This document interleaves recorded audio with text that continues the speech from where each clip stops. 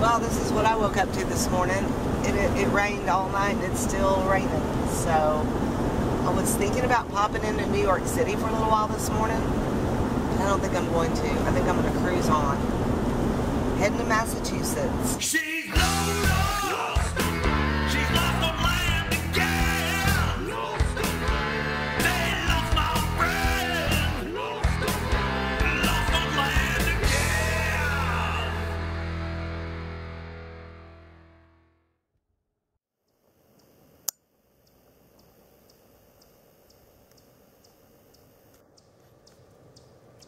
Just never know who you'll see wander by your campsite.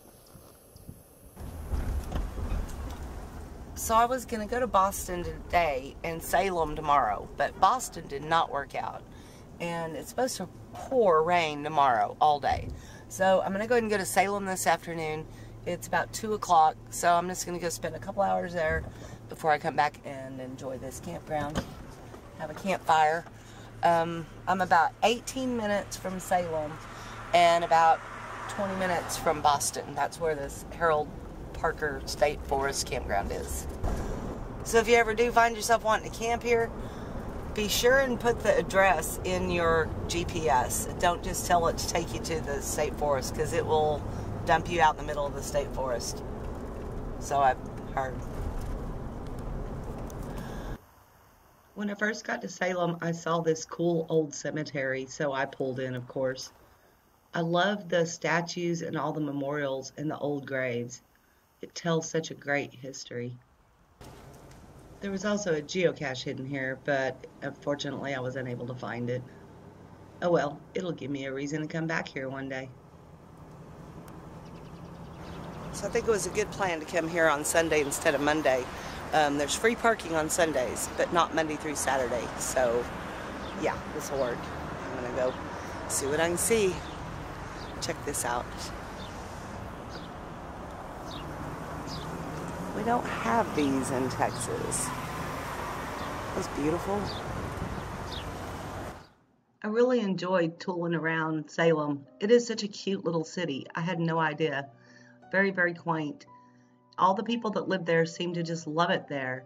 They all were so friendly and so nice. It was really a lot of fun. I didn't go to any of like the witch museum or anything like that, but I did go into a few of the shops. I asked one of the girls that was working in one of the t-shirt shops if she liked it there in Salem. She said, "Oh my goodness, I love it here." She told me she came from Georgia, but the minute she stepped foot in city limits of Salem, she knew she was home. She said she's never felt at home in Georgia and just loves it here. And I asked her, "Well, what about the cold winters?" And she said, you get used to it. It really is quite touristy, but people come from all over the country, or all over the world, I'm sure, because of their fascination with the whole witch trial thing. I studied in school in history, but I really didn't get it. I didn't understand what really was going on with it all. So I did a little bit of research and found that there was really a lot going on back then.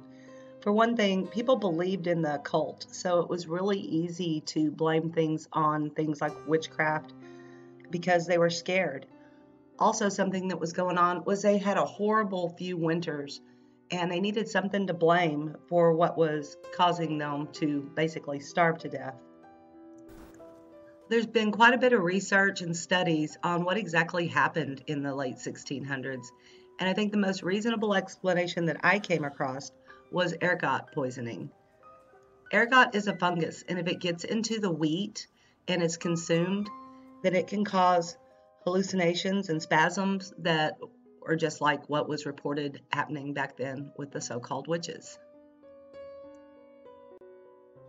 Something else that was going on at the time was a lot of politics. One family, the Putnams, were pretty much the people in charge. And there was one lady named Rebecca Nurse. She was a 71-year-old grandmother. She had initially been found not guilty, but then there was a land dispute between her and one of the Putnams. So Putnam asked the jury to readdress the trial, and she was later found guilty and put to death. That's one way to handle a property line dispute, I suppose. Another story I read about was about a man named Giles Corey. Him and his wife Martha were both accused of witchcraft. He refused to plead guilty, so they decided to press him. Yeah, lay a bunch of stuff on him and press him until he decided to plead guilty. Well, he never did, and he died after 3 days of torture. Another interesting fact is that one of the judges for these witch trials was a man named John Hawthorne. He was the great-great-grandfather of Nathaniel Hawthorne. I'll be visiting his house tomorrow. Well, the one he wrote about in The House of the Seven Gables. All in all, there were about 140 to 150 people jailed, and 20 of them were put to death during these Salem witch trials. Now, this prison was brutal. It was no joke. So a lot of people died in prison.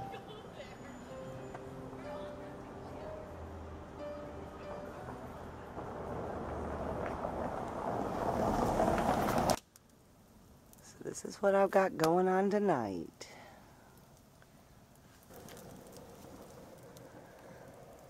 Yeah, Harold Parker State Forest is lovely. There's no road noise. I had a plane fly over earlier. Yep, so far it's been quite enjoyable.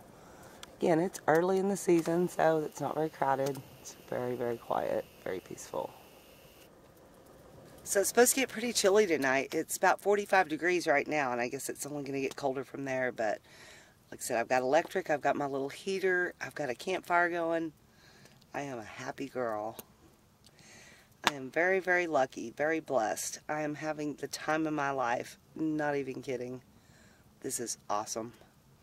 Yeah, this kind of blows my mind, really. I am literally 20-25 minutes from downtown Boston right now.